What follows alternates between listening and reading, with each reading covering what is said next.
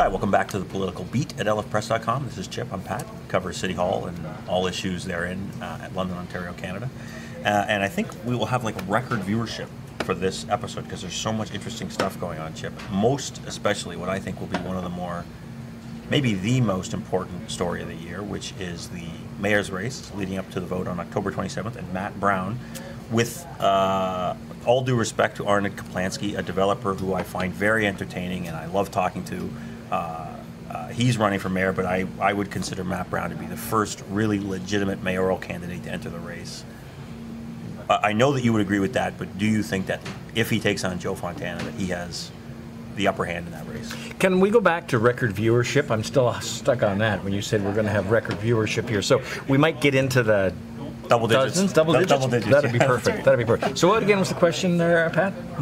Can Matt Brown beat Joe Fontana? No. Really? Why do you say that? I think Phil McLeod had made some good points the other day. He made this point. 3 words. Who is Matt Brown? Matt Brown has not a strong position taken. He's not that well known. He says he's going to spend the first part of the campaign listening to people. Listening is nice, especially in light of the current mayor. However, we need to know more about Matt Brown. We need to hear him talk. We need to know what his position is on the issues. And until we see a clearer picture of Matt Brown and get a better picture of him, I have some issues. I'm not sure he can be elected, Pat. And I think that in large measure, the mayor's re-election chances are going to rise and fall on the criminal trial he faces in late May, correct? Late May, yeah, 4 days. So days. if he's acquitted, he gets a pretty good bounce. He can say, yeah, there could be bounce, and he could say that, look, it was all wrong. See, it was all a setup job. You know. However, there still will be some stigma attached because there will always be people that say he got off on a technicality. However, yes, I would think his chances for re-election would increase with an acquittal. If nothing else, though, I think that it at the very least sets up a legitimate mayoral race, provided that Joe Fontana does indeed seek re-election, which he says he will. And I'm terrible at handicapping these things. I don't want to do that. I don't want to do it, especially don't want to do it now, 9 months out. But Matt is in I think a good position because, to your point, maybe there's not a great understanding on exactly where he stands on a lot of issues, and certainly doesn't have the name recognition that Joe does, who would. But he's been on city council long enough that many people know who he is, and he doesn't have, I'm trying to think of one controversial thing or one negative thing you could say about him. Pat, whether you or I know this fellow is irrelevant. It's, do Londoners know this that's what I'm saying. Fellow? Well, we've seen him in sort of a low-key role for the first term. He's a rookie councillor. I don't think the vast majority of Londoners know who he is. We need to know who he is, and he's got an uphill fight ahead of him. Sure, but is there anything negative that anyone can say about him beyond? I don't know the guy, but there's not a lot of baggage there, is what I guess. Well, there's not a lot of baggage because there hasn't been a lot of positions taken. Okay, fair enough, yeah. And I think that's been a strategy on his part not to say anything, because every time you open your mouth, there's the potential for annoying somebody, as well as mobilizing people. So he's been very, very low key, and. How about this? Joe Swan. All of a sudden, Joe Swan is making some distance from the mayor with respect to the doings in East London and losing that factory. Yeah. Do you think he might just jump into the campaign now? He's been very close. He's been the mayor's wingman. Bud Polhill has suggested that he might be. But Bud says that. Bud's always saying that. He always says that. Yeah, Bud always says that. But we may see some more candidates before we're done. So, and I think especially if it ends up that Joe Fontana doesn't seek re-election, I think the floodgates may open. Relatively speaking, anyway. Yes. Yeah, so, and whether it's too late then for anyone to mount a serious campaign, I don't know. You get in early, you get your fundraising in place. You can't raise money until you're formally nominated. And Matt Brown's in there and beating the bushes, and we'll see how he does. Okay. He had a pretty well-organized campaign to knock off an incumbent up in Ward 7. Yeah. I live in it, and he had a pretty good campaign there. We'll see what he's able to do in terms of a run for the mayor. Now, reversing course, in Windsor, there's a longtime mayor who's now leaving office. That's Eddie Francis. And you had a bit of a set-to with Eddie Francis last week. Let's go through that. It was relating to tax freezes. Now, Windsor's had multiple tax freezes. 6 years of tax freezes, including 2014's. They set the 2014 budget back on December the 2nd. Okay. So they've set the budget before the year even starts, which gives you maximum flexibility. Here's what happened. We had a report about what's called the infrastructure deficit, or the assets condition in the City of London early last week. In that report, it pointed out that London is spending $52 million. It's $52 million behind the 8 ball of spending what it needs to maintain the city assets, buildings, roads, sewers, the whole 9 yards.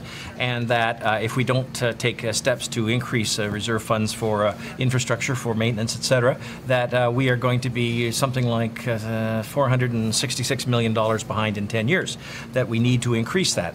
In the course of the presentation about that, CH2M Hill, the consultants hired by the city, compared us to other centres, and we are in fact relatively low compared to other centres. And the one they highlighted was the city of Windsor, which is about 2/3 the size of London, and it has an infrastructure deficit of $386 million, 7 times what we have in London, pointing out that, you know, this is what can happen. When you have tax freezes, you don't have the revenue to fix the roads, fix the sewers, whatever. Now, the London Chamber of Commerce advised the city budget process and the mayor that 0% isn't in the cards. You can't afford 0% because what happens is you fall behind. You get behind the competitive 8 ball. The Chamber of Commerce position espoused by Jerry McCartney is quite a reasonable one. You have to add a little something for population growth. We're not getting great population growth, so add something, but also at least match the rate of inflation. Otherwise, you are falling behind, okay?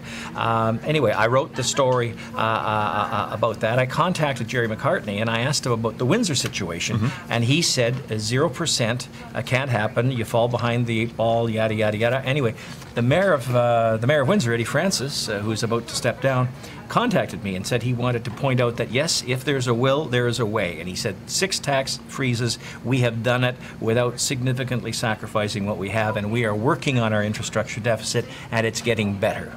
Someone else is going to be working on the infrastructure deficit. Well, someone else is going to be working on it. Yes. But I also say, too, that I do think that's a good point, that, you know, you can only go so far with a tax freeze, but I think the upshot for the 2014 London budget is there's not going to be a tax freeze. There isn't. But what was happening was the whole idea of 0% had sort of fallen off the table, and the only one talking about it was the mayor saying, Mayor Fontana saying that he wanted to set it as a target. So the point of my story was simply that there is out there a possibility of 0%. It can be done, even though there doesn't seem to be an appetite for it in London this year. So are you friends again with the mayor of Windsor or no? Oh, yeah, I think Eddie Francis is a great guy. Did you see when he said he was stepping down? It was the most wonderful thing from a politician. He's been there for 11 years as mayor, and 6 of those years he's had a tax freeze. Anyway, he has a press conference. He has his family there, and he says, after 11 years, it's time for me to step down, and I'm announcing it at this very early stage because I want to give all the other candidates a chance to mobilize campaigns and getting going. And I said, that's a great idea, but a lot of candidates say that. And then he said the additional thing, and besides, I'm starting to look for work.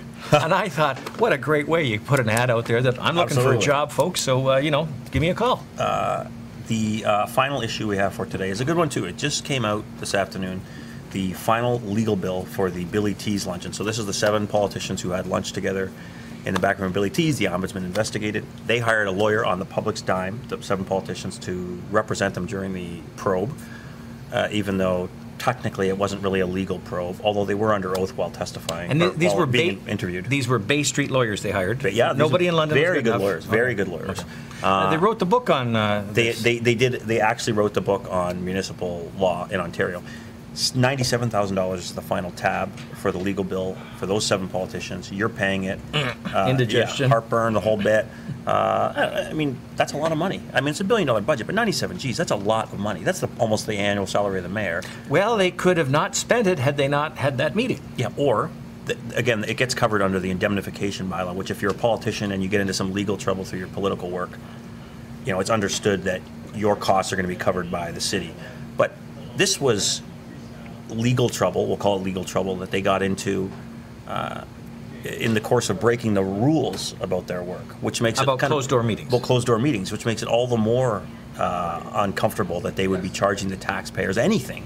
So even if the bill was $100, they shouldn't be charging the taxpayers. And this wasn't the first time that they ran afoul of the rules about closed-door meetings. Exactly, they'd been warned not even a year earlier. Yes, on the what was the place down there? The Harmony Grand Buffet. Harmony. Yeah. Yes. So this is the final chapter of the Billy Tees Burgergate imbroglio, but it's not a great way to end it. It's a pretty big number, and I think it's another thing that's going to come up in the minds of voters maybe in October. Right, $100,000 spent on these lawyers, and for what? For nothing. So It's our council at work. Yeah, so we'll have a story in on Friday about that. But on behalf of Chip, I'm Pat. Thanks for watching, and we'll see you next time at lfpress.com.